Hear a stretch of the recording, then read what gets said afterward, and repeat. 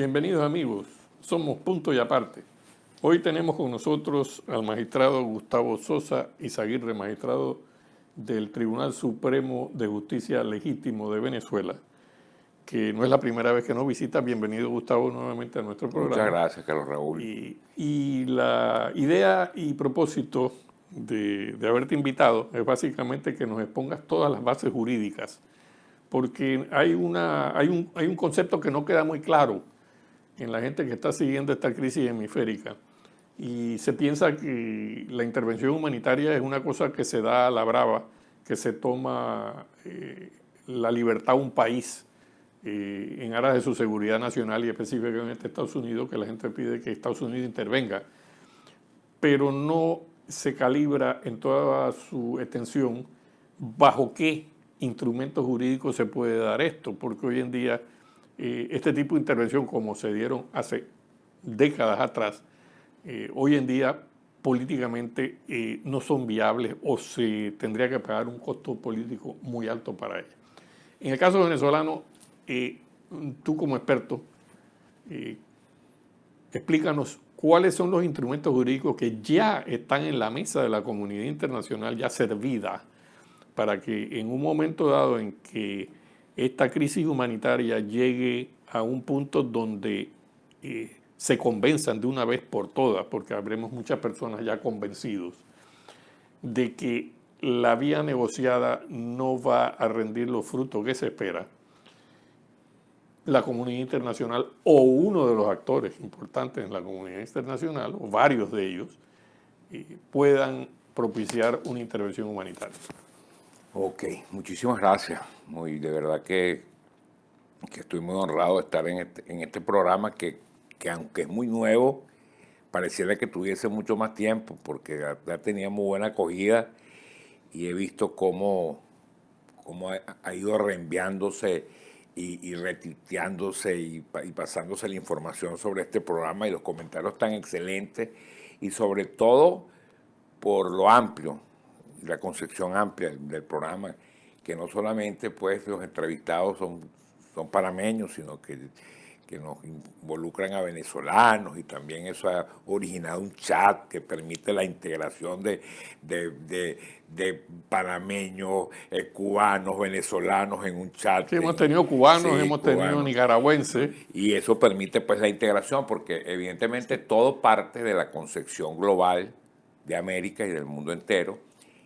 y todo parte casualmente de los intereses de la política involucrada en estos temas y de la apreciación e interpretación que se tengan de las disposiciones legales y fundamentalmente cuando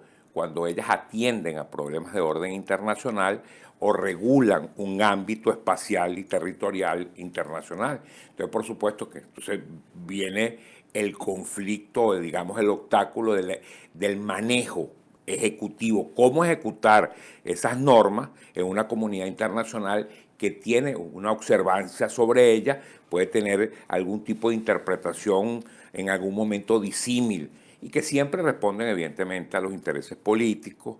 a los planes de gobierno de un partido o de otro que se encuentra en cualquier país de América y adicionalmente a eso a los intereses también que se tengan, que estén en juego desde el punto de vista geopolítico. Cuando nosotros salimos, y esto es una breve reseña histórica del Tribunal Supremo Legítimo de Venezuela en el exilio, cuando nosotros salimos, que fue impactante ver cómo se violaron los derechos humanos, pues nosotros somos la representación genuina,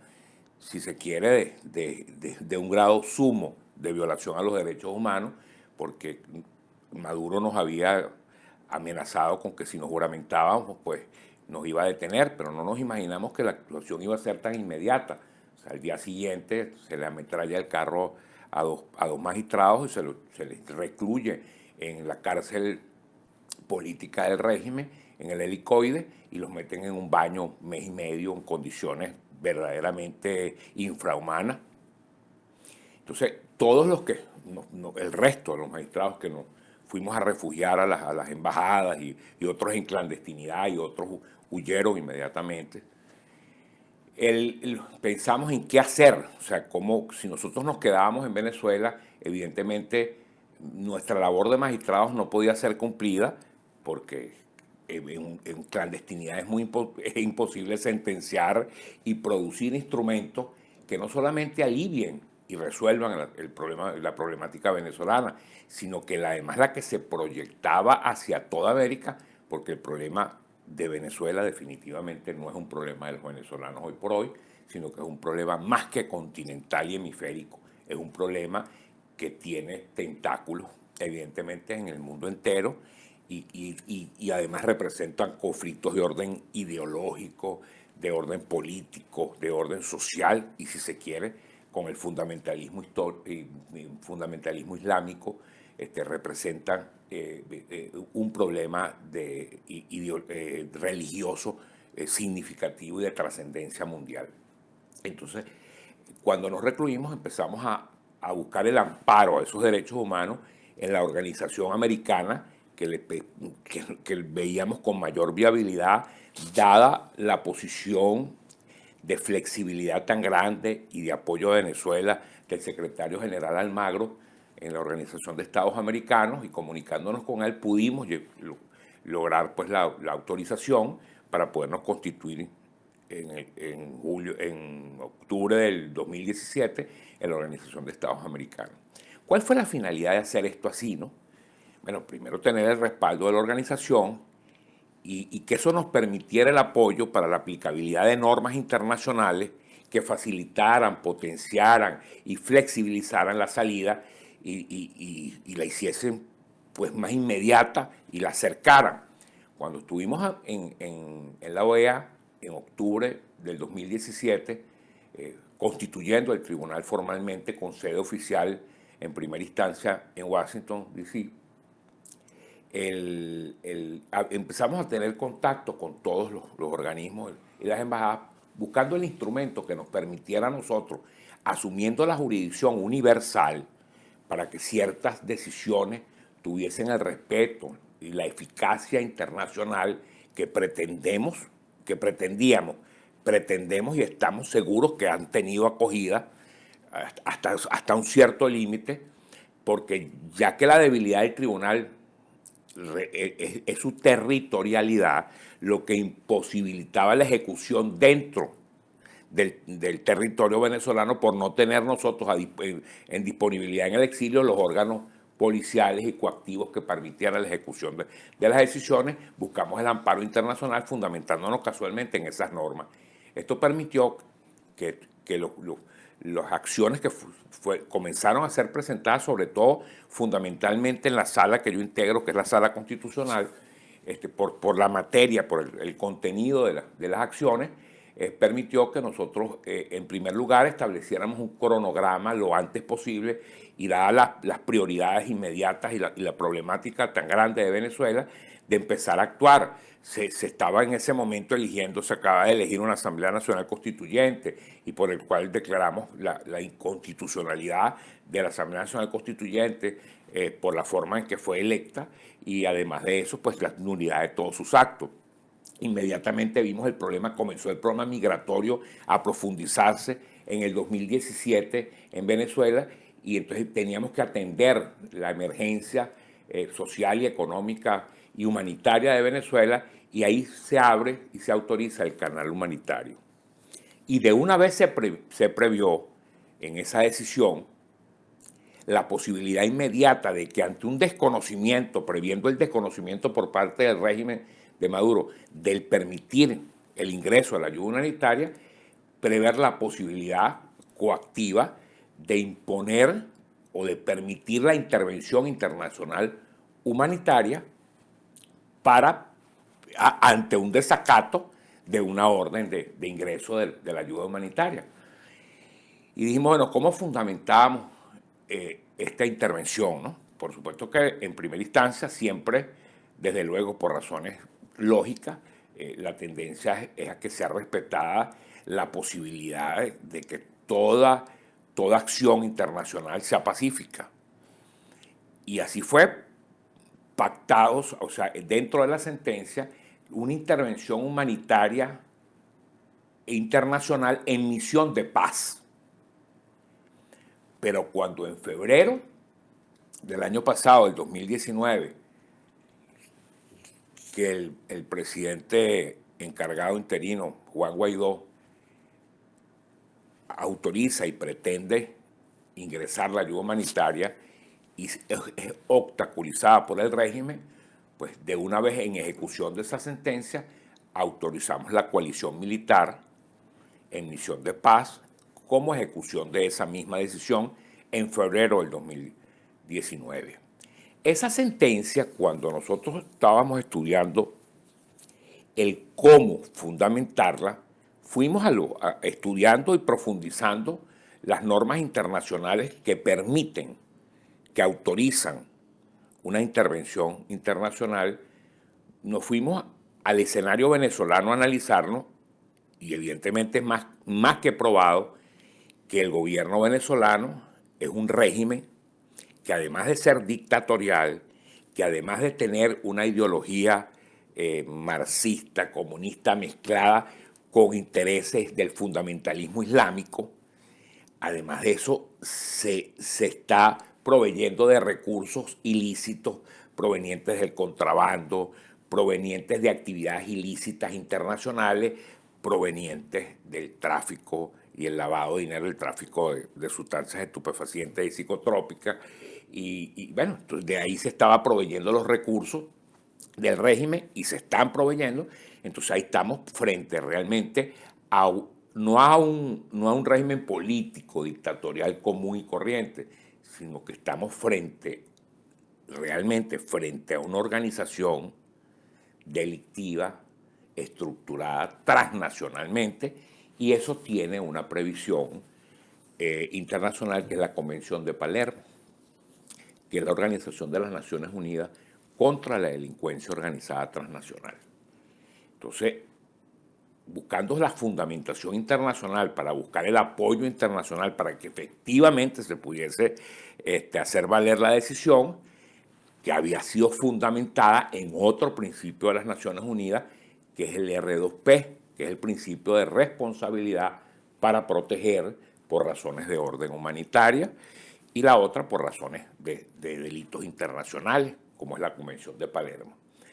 Activando estos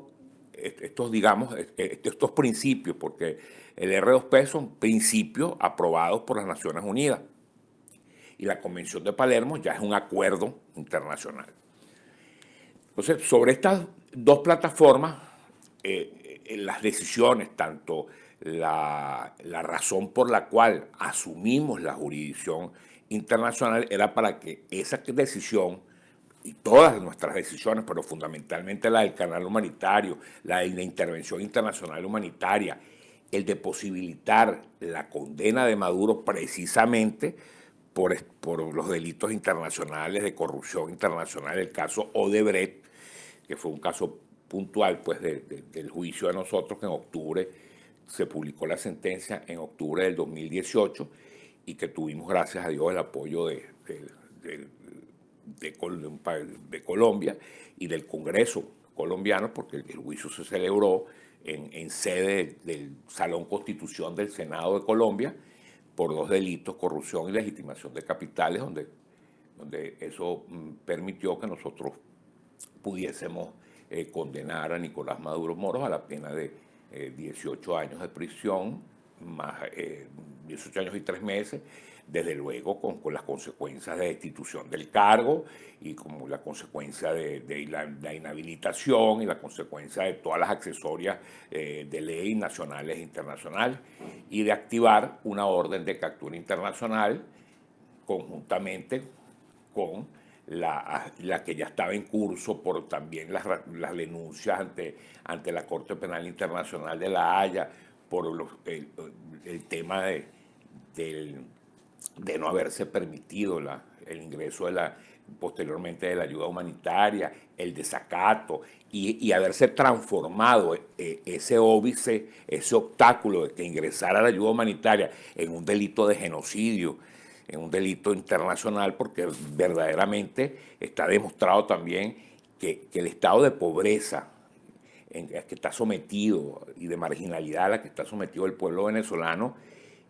es realmente intencional. es para crear un nivel de dependencia del pueblo con una bolsita de regalo de comida llamada CLAP y con otros apoyos de alguna manera que todos los días esos apoyos han mermado más. Entonces hay una intencionalidad en el empobrecimiento sistemático y la proletarización de todo un pueblo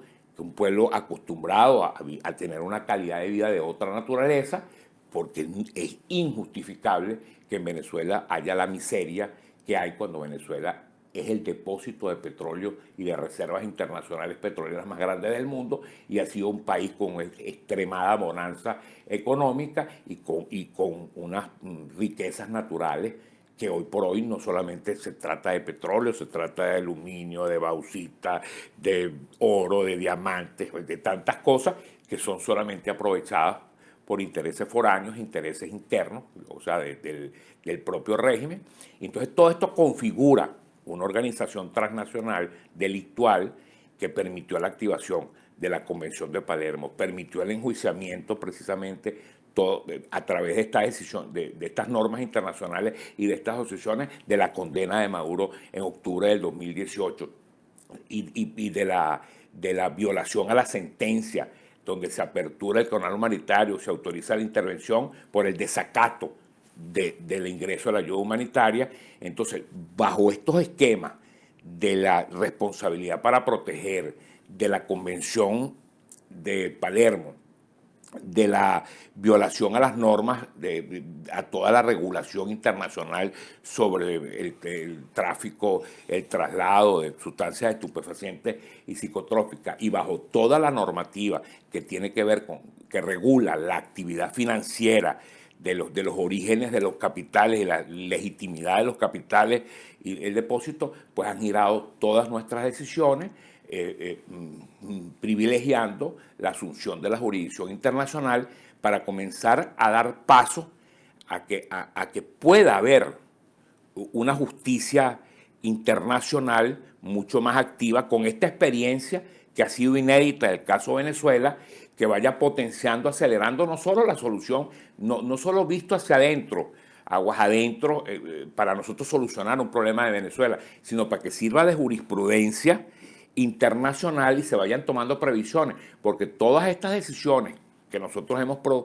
producido están en la Unión Europea, están depositadas en los organismos oficiales de los Estados Unidos, en la Organización de Estados Americanos y todos sus miembros, en los países del Pacto de Lima, el Convenio de Lima, y se han universalizado para que queden como jurisprudencia que permita ser tomada en cuenta no solo para la resolución del caso de Venezuela, que hoy por hoy, repito, no es un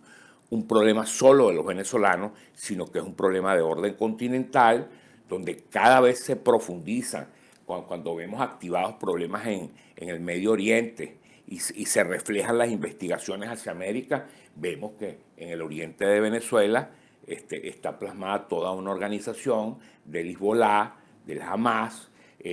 Vemos que en la frontera de La Guajira colombo-venezolana tenemos del lado de Maicao de Colombia un aspirante alcalde que tiene orígenes islámicos y se está pretendiendo crear en la frontera otro centro de operatividad del Hezbolá y del Hamas, como existe en esa triple frontera entre Argentina, Paraguay y Brasil, y que además ha quedado evidenciado en todas estas investigaciones que hemos avanzado que sirvieron de apoyo casualmente a la sentencia, que hay una vinculación familiar entre los jefes de la organización en la triple frontera al sur en Sudamérica, en Argentina, Paraguay y Brasil. Vemos que es familiar de Tarek El Alzheimer, que fue vicepresidente y ministro del régimen de Maduro, y que hay una vinculación directa con convenios suscritos con Irán y con el Hezbolá y con Hamas. Pues ya esto de verdad constituye no una afrenta, no un riesgo, porque ya la seguridad de Venezuela está arriesgada y está comprometida, sino que es un tema que también está normado, porque por ahí van encaminados la sentencia a explicar, no políticamente, sino por vía jurisdiccional, el atentado totalmente abierto contra no solamente la seguridad de los Estados Unidos de Norteamérica, sino la seguridad hemisférica completa está comprometida en todo este accionar y todas estas decisiones que están a disposición, y yo cualquier aporte